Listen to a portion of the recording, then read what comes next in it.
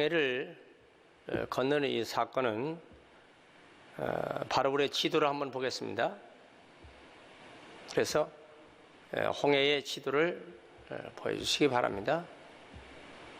바로 맨 위에 있는 홍해를 건너서 내려오는 장면에 이때에 이집트 역사에 보면은 아멘호렙 2세 BC 1450년부터 25년 동안 제위 기간 중에 마지막 부분에 있었던 바로 왕의 홍해 건너는 이스라엘 백성들입니다.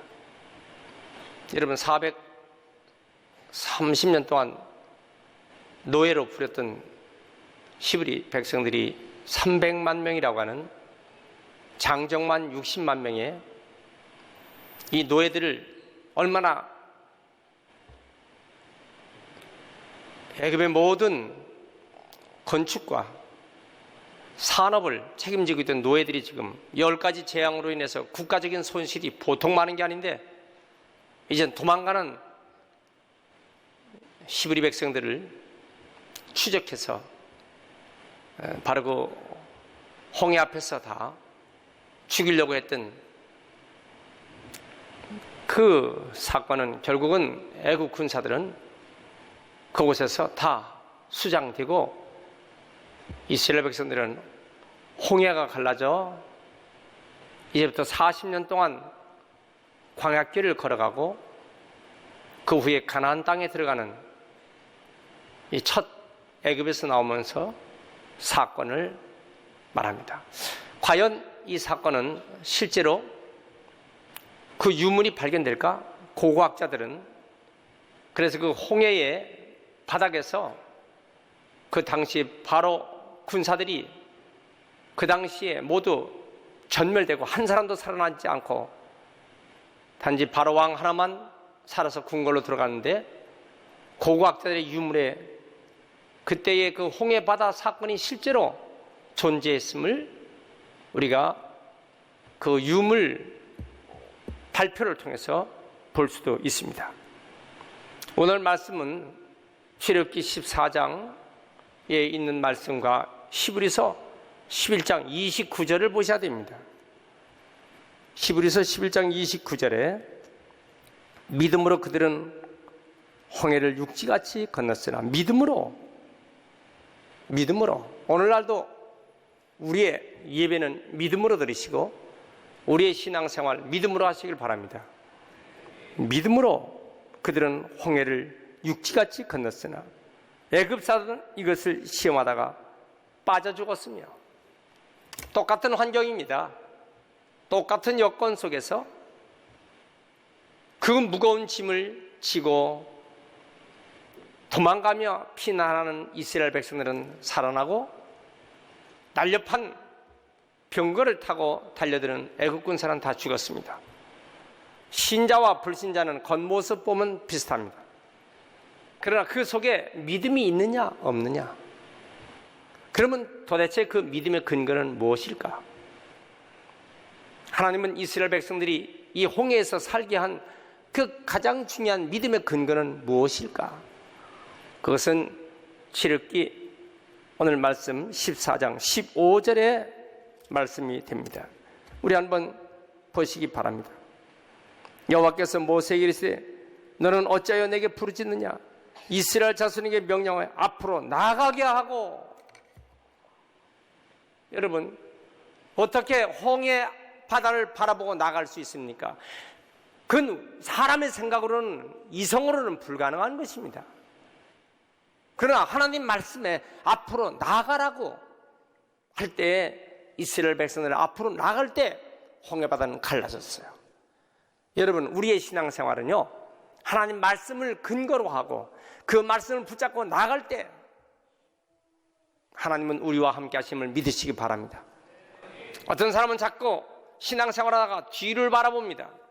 뒤를 주춤거리고 창세기 19장 26절에 롯의 아내는 빨리 소돔과 고모라성 멸망할 때 앞으로 나가야 할 텐데 뒤를 쳐다보고 자꾸 뒤를 바라보다가 결국은 롯의 아내는 소금 기둥이 되고 맙니다.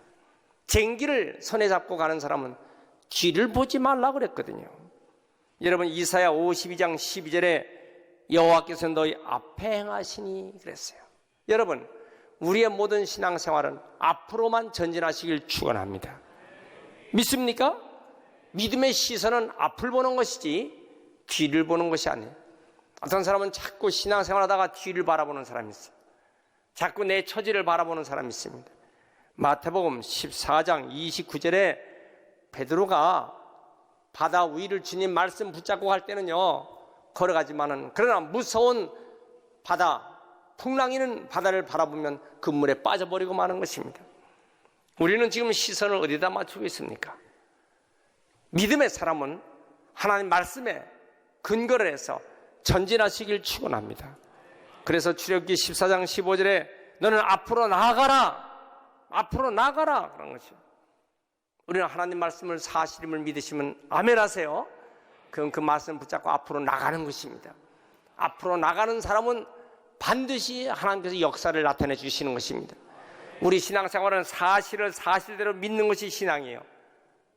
그런데 사실을 사실로 안 믿는 것이 불신앙입니다.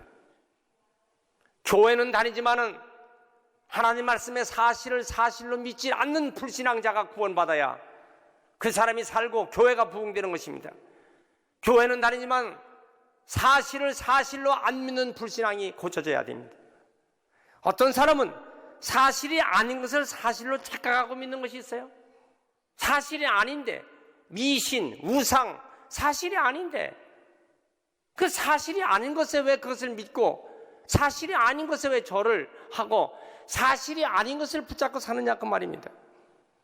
여러분, 우리는 하나님 말씀을 사실을 믿고 갈 때 우리 생에 기적이 나타날 줄 믿습니다.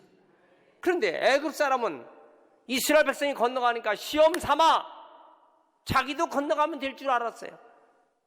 그런데 그들은 왜 다 죽습니까? 이스라엘 백성들은 그 마음속에 하나님께서 앞으로 나아가라는 말씀을 붙잡고 간 것이고, 애굽 군사들은 그것을 보고 자기들도 될 줄 알고 시험 삼아서 가는 것입니다. 여러분, 한쪽은 구원받고 한쪽은 멸망받습니다. 믿음의 차이가 뭡니까?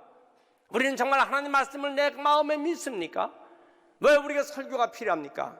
하나님 말씀을 오늘 내 마음에 믿고 그 말씀을 붙잡고 갈 때 하나님의 역사를 나타내 줄 믿습니다.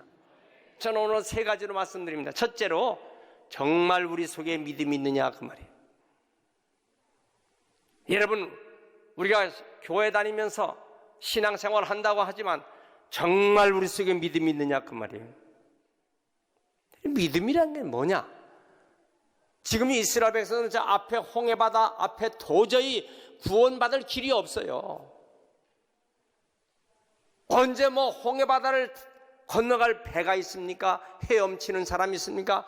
남녀노소 오합지졸 노예생활 430년 이 백성들이 어떻게 지금 당장 홍해바다를 건너갑니까? 불가능한 것입니다. 여러분, 사람의 이성이나 경험이나 지식으로 한계성이 옵니다. 여러분들의 건강에 자신이 있습니까? 자기 건강에도 한계성입니다. 그 간단한 감기 같은 몸살도요, 그 독감 하나에도, 그 옛날에 어린이만 걸렸던 폐렴 앞에도 자기 건강 자기 지킬 수 없어요. 우리는 모든 것 하나님께 맡겨야 할 줄 믿습니다. 사람은 자기가 노력하면 될 줄 알죠. 자기 힘으로 하면 될 줄 알죠. 여러분, 그래서 다 헛수고하는 것이 얼마나 많습니까? 우리가 그렇게 하다가 허무한 방법이라는 것을 안 적이 얼마나 많아요. 그래서 옛날 시골에 보면 죽 써서 개 준다고 그렇게 열심히 했지만 그게 다 허무할 때가 얼마나 많습니까? 인간은 절망 앞에서 결국은 하나님만을 찾아야 되는데 그 세상 사람들은 그래요. 그래서 수인사 대천명, 지인인사 대천명. 그 말은 뭐예요? 사람이 하나도 안 되면 그때 하나님 찾는다. 그게 보통 사람들의 모습이에요. 신앙인은 뭐예요? 아주 처음부터 하나님 찾는 것이에요. 믿습니까? 여러분, 하다 손해보고 이것 잃어버리고 저거 잃어버리고 다 끝났어. 그때 하나님 찾습니까? 그거는 일반 세상 사람들 이야기고, 정말 우리 믿는 사람은요, 처음부터 하나님을 의지하는 것이에요. 따라서 처음부터, 작은 것부터 하나님만 의지하자. 믿습니까? 이런 참신앙이 되시길 축원합니다. 환자가 자기 스스로 병을 고칠 수 있다고 생각하면 누가 의사 찾아가겠어요? 자기 힘으로 안 되니까 의사 찾아가서 내 병 상담하고 고쳐달라고 하지 않습니까? 여러분, 인간은요 다 한계에 도달하게 돼 있어요. 여기 자신 있는 인간 하나도 없어요. 내 자신만만하다, 교만하고 방자하지요, 오만하고 불손하지요. 이 사람들 다 결국 멸망하는 것입니다. 그런데 아주 애당초 처음부터 우리는 예수 그리스도의 십자가, 보혈의 공로 의지해서, 예수의 이름을 의지해서 우리가 하나님 앞에 매달리면 하나님께서 우리에게 놀라운 은총을 주실 줄 믿습니다. 할렐루야. 우리에게 이런 귀한 신앙 되시길 축원합니다. 구원받은 백성들이 찬송합니다. 그래서 출애굽기 15장 1절 2절 보면요, 보세요. 이때 모세와 이스라엘 자손이 노래로 여호와께 내가 여호와를 찬송하리니 그는 높고 영화로우심과 말과 그 탄자를 바다에 던지우셨습니다. 여호와는 나의 힘이여 노래시며 나의 구원이시로다. 그는 나의 하나님이시니 내가 그를 찬송할 것이요 내 아버지의 하나님이시니 내가 그를 높이리로다. 여러분, 우리가 진정한 찬송은요, 구원받은 백성이 하나님으로부터 받은 선물을 표현하는 것이 찬양이에요. 구원받지 못한 사람도 찬양을 부를 수 있으나 그것은 단순한 노래예요. 우리는 예수 그리스도 그분을 나의 구주로 영접하고 하나님께서 이렇게 놀라운 역사를 주셨다, 놀라운 은혜를 주신 감사해서 기쁨 넘치는 그런 찬양을 부르는 성도가 되시길 축원합니다. 음치라도 성도가 부른 찬송은 하나님 기뻐 받으시는 거예요. 음악의 전문성이 없어도 정말 하나님이 나를 붙잡아 주시고 나를 구원해 줬다, 이걸 믿고 찬양할 때 하나님 그 찬양을 기뻐 받으시는 것을 믿으시기 바랍니다. 여기 지금 죽음에서 살아나는 이스라엘 백성이 얼마나 감사한지 말이에요. 우리는 찬양을 안 할 수가 없어요. 우리는 주님을 사랑하지 않을 수가 없어요. 그래서 I can't stop loving you, my Lord. 나의 주님, 내가 주님을 사랑하지 않을 수가 없습니다. 여러분 속에 이 믿음이 있길 주의 이름으로 축원합니다. 두 번째는 정말 구원받은 증거가 있는가? 우리에게 구원받은 증거가 있는가? 이 말입니다. 자, 보세요. 이스라엘 백성들이 지금 홍해를 통과하는데 좌우 옆에는 다 뭐로 돼 있어요? 물벽으로 돼 있습니다. 위에는 뭐가 돼 있어요? 구름으로 있는 거예요. 낮에는요 구름 기둥으로 구름이 있어요. 구름도 결국 성격은 물입니다. 좌우 옆에 다 물로 거기를 통과하고 있는 것입니다. 이것을 고린도전서 10장 1절에 형제들아 너희가 알지 못하기를 원치 아니하노니, 그 말은 꼭 알아야 된다.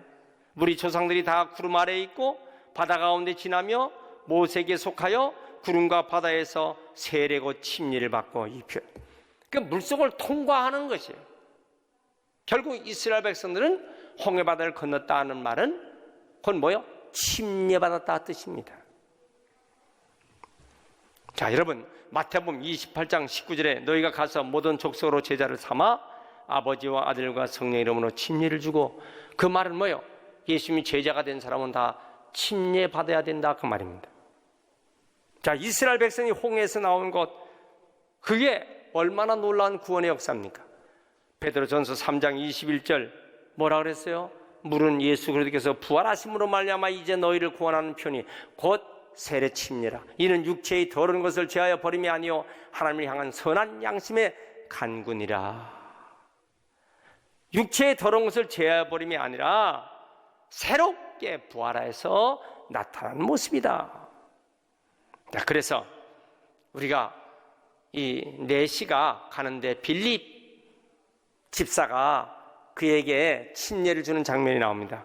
사도행전 8장 36절에 길을 가다가 물이 있는 곳에 이르러 그 내시가 말하되 보라 물이 있으니 내가 침례를 받으면 무슨 거리낌이 있느뇨? 내시가 할 때 이에 명하여 어떻게 해요? 수레를 머물고 빌립과 내시에 둘 다 물에 내려가 빌립이 침례를 베풀고 둘이 물에서 올라올세 그랬어요. 여러분, 이 사람은 이디오피아 내시인데 뭐 식수, 생수, 미네랄 워터 그거 안 갖고 다니겠어요? 여러분, 그 물 몇 방울 뿌려갖고 세례받는 것이 아니라 물이 있는 곳에 들어가서 물속에 들어가서 같이 들어가서, 그래서 여러분 이 침례라고 하는 모습의 사진을 여러분 애국 사람들도 이렇게 다 침례받는 장면을 한번 보십시오. 전부 다 물속에 들어가서, 물속에 다 들어가서, 그 물속에 들어갔단 말은 뭐예요? 내가 물속에서 장사되고 물에서 나오면서 뭐예요? 물에서 나오면서 내가 살았다, 구원받았다. 그러니까 바로 이 홍해를 통과하는 것은 저들이 침례를 받은 것을 말한다. 그러므로 로마서 6장 3절에 이렇게 했어요. 무릇 그리스도 예수와 합하여 침례받은 우리는 그의 죽으심과 합하여 침례받은 줄 알지 못하느냐? 그러므로 우리가 그의 죽으심과 함께 침례를 받음으로 그와 함께 장사되었나니. 그 다음에 뭐요? 그의 죽으심 가운데서 살리심과 같이 우리 또한 새 생명 가운데서 행하게 하려 하십니다. 그의 물속에 들어간 것은 장사 지낸 것이요, 물에서 나옴으로 새 생명이 된 거예요. 이스라엘 백성이 물속을 통과합니다. 물속에 들어간 거예요. 죽음을 통과해서 나온 이스라엘 백성처럼 여러분, 그것을 바로 구체적으로 표현하는 것이 뭡니까? 침례라는 성례전이 의미해 주고 있는 것입니다. 죄에 대해서 죽고 하나님을 향해서 다시 산 것입니다. 여러분, 오늘 우리가 이와 같은 그리스도의 제자로서의 내 심령 속에, 내 영 속에 믿음을 증거로 갖는 성도가 되시길 축원합니다. 세 번째는 뭡니까? 과연 우리는 어떤 믿음의 행동을 하는가 하는 것입니다. 아니, 지금 애굽에서 나오면서 지금 여러분이 홍해 바다를 건너는 장면이 그때 우리가 똑같이 건너고 생각해 보세요. 왜 하나님은 이런 엄청난 어려운 난관을 앞에 두느냐 그 말이에요. 하나님 40년 동안 광야를 다 지나다가 마지막 부분에서 가나안 들어가기 직전에 뭐 이렇게 하든지 하면 믿음 다 쌓았을 텐데 그때 하시지 왜 애굽에서 나오자마자 이런 일을 하게 하시느냐 그 말이에요. 여러분 의심하지 않습니까? 왜 그럴까요? 저는 그런 생각이 들었어요. 왜 하나님께서 애굽에서 나오자마자 첫 번째 기 죽이는 거예요. 그 앞에서 벌벌 떨고 두려워서 어쩔 줄 모르게 왜 하나님 그러십니까? 자, 이것은요, 앞으로 갈 길이 40년 가는 길인데 너희들이 가는 길이 결코 평탄치 않다. 그 평탄치 않은 길을 가려면 지금 이 홍해 바다의 기적을 늘 생각하며 하나님을 의지해야 된다. 영어로 하면요, 우리의 신앙 가는 길이 우린 달려가는 러너가 아니라 허들러다. 허들, 장애물 경기예요. 여러분, 우리가 이 신앙생활 하는 건 언제나 내 앞에 장애물이 계속 겹치고 있는 거예요. 그래서 홍해 바다 건너는 장애물을 통과한 것처럼 40년 동안 이 백성이 계속 장애물을 통과한 사람만 가나안에 들어가는 것입니다. 여러분 신앙은 어떻습니까? 하다가 그냥 주저앉아 장애물 앞에 그냥 복종해버리고 말아. 그 장애물 앞에 절망하고 말아. 여러분 그것이 신앙생활 되겠어요? 그래서 하나님께서는 이스라엘 백성들 지금 홍해바다 앞에서 그 장애물을 어떻게 통과하는가, 하나님을 의지하고 사는가를 보여주시는 귀한 산 증거입니다. 여러분 지금까지 여러분들이 수많은 장애물을 통과하셨으면 아멘 하세요. 장애물 통과하지 못한 사람은요 그냥 그 장애 앞에 그냥 포기해버리고 마는 거예요. 그래서 하나님은 이 허들 경기에 첫 번째 홍해를 갖다가 붙여놓으신 것입니다. 우리를 고민하게 하고 우리를 절망하게 하는 그 모든 것이 우리에게 홍해. 내 마음속에 고민이 홍해가 있어요. 내 마음의 절망이 홍해가 있어요. 여러분 오늘날 보십시오. 오늘날 이 세상을 보세요. 얼마나 답답한 문제가 자기 앞에 홍해로 가로막고 있는가. 얼마나 답답한 문제가 자기 앞에 홍해로 가로막고 있는가. 삼성의 최고 책임자이신 그분이 150분의 1밖에 안 되는 1.9평에 거기에 지금 갇혀갖고 있을 때 여러분, 얼마나 답답한 홍해 문제입니까? 여러분, 이것은 우리 다 모든 사람들이 다 똑같은 그런 문제입니다. 여러분, 우리는 이런 홍해 앞에 어떻게 이것을 해결할 수 있을까? 자, 내 마음에 홍해가 있어요. 내 환경에 홍해가 있어요. 내 가정에 홍해가 있어요. 내 건강에 홍해가 있어요. 내 가난에 홍해가 있고, 내 사업장에 홍해가 있어요. 인간관계에 홍해가 있어요. 본가와 처가에 홍해가 있어요. 이 홍해 문제를 어떻게 해결할까? 그때 우린 두려워하지 말고 하나님을 바라보는 귀한 은혜가 있길 축원합니다. 환경을 바라보지 말고 환경을 바꾸시는 하나님을 바라봐야 합니다. 믿습니까? 시편 50편 15절, 환난 날에 나를 부르라. 내가 너를 건지리니 네가 나를 영화롭게 하리로다. 환난 날에 주님을 붙잡고 의지하는 성도 되시기를 축원합니다. 시편 119편 50절 보세요. 이 말씀은 나의 곤관 중에 위로라. 주의 말씀이 나를 살리셨습니다. 여러분, 우리가 이 어렵고 고통스러운 환경에서 살기를 원한다면 하나님 말씀을 붙잡고 사시길 축원합니다. 김태연 회장 TYK 그룹의 여성 실업인으로 이분 참 기구한 운명을 가지고 살았던 분이에요. 뭐냐면은 할아버지가 자기가 손자를 낳지 않고 손녀 낳았다는 것 때문에 박해하고 유산을 하나도 남겨주지 않으니까 자기 남편이 결국 술 중독자가 되었어요. 술에 젖어서 식구들을 구타하고 자기 몸을 망칩니다. 수없이 매를 맞은 이 사람은요, 차라리 죽어버려야 되겠다, 양잿물 먹고 자살하려고 하는 그때에 누가 자기에게 전도지를 주면서 예수 믿으라고, 그래서 교회를 나갔는데 그때에 유교 사변이 일어납니다. 근데 폭탄이 터지는데 동네 사람들 다 죽었는데 자기하고 딸만 살았어요. 참, 이 놀라운 하나님의 은총, 어떻게 우리만 살았을까? 역시 남편은 계속 이 술 때문에 자기들을 괴롭혀. 결국 딸을 데리고서요, 어떻게 했습니까? 여러분, 미국으로 도망 이민을 갑니다. 얼마나 고통스러운, 그렇지만 미국에 간 사람 고통스러울 때 찾을 것은 오직 교회뿐이 없습니다. 미국에서 교회 찾지 않으면요, 한국 사람들 갖다 붙일 데가 없어요. 그 교회에서 날마다 예배 드리다 보면 믿음이 생겨나. 그 믿음이 생겨나 한 2년 동안 갔어요. 조그만 그 실리콘밸리라고 하는 곳에서 사업하고 있는 사람들 함께 손을 잡고 일을 하다 보니까 점차 그 일이 잘 되기 시작했어요. 하나님께만 기도합니다. 열심히 기도합니다. 근데 그에게 구호가 3가지예요. 하나님, 그 남자도 성공했잖아요. 저 여자도 성공했는데 왜 나는 안 됩니까? 그래서 he can do, she can do, why not me? 왜 나는 되지 않는 이유가 어디 있습니까? 나도 될 수 있죠. 그러나 하나님을 붙잡고 마일마다, 새벽마다, 밤마다 기도합니다. 결국 그는 실리콘밸리에서 큰 사업가로 성공해서 그 글을 쓰게 됐어요. 근데 그가 이런 말을 썼습니다. 자기 내 속에 있는 홍해나 자기 밖에 있는 홍해나 마음속에 패배의식을 갖지 말고 하나님을 의지하고 살면 다 승리한다. 여러분, 절망하지 마시고 하나님을 의지하고 살아가시길 축원합니다. 믿습니까? 왜 하나님은 이와 같은 이 애굽에서 나와서 홍해 사건을 엄청난 시련을 줬을까? 그것은 앞으로 광야 통과할 때 수많은 무수히 많은 그것을 해결할 수 있는 길은 딱 이겁니다. 이 홍해의 체험을 가지고 있어야 합니다. 오늘 우리의 신앙이 여러분 홍해의 체험을 내 것으로 하시고 살아가시길 주의 이름으로 축원합니다. 시편 37편 5절에 너희 길을 여호와께 맡기라. 저를 의지하면 저가 이루시고 내 의를 빛같이 나타내시며 내 공의를 정오의 빛같이 하시리로다. 할렐루야. 여러분, 하나님의 말씀 붙잡고 하나님을 기쁘시게 하는 생활 하시길 축원합니다. 어떻게 하는 게 하나님을 기쁘게 하는 거예요?